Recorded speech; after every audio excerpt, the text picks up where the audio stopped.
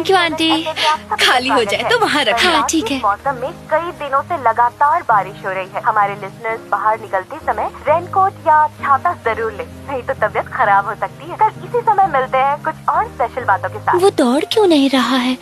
बारिश में इस तरह कौन टहलता है? बेवकूफ कहीं का।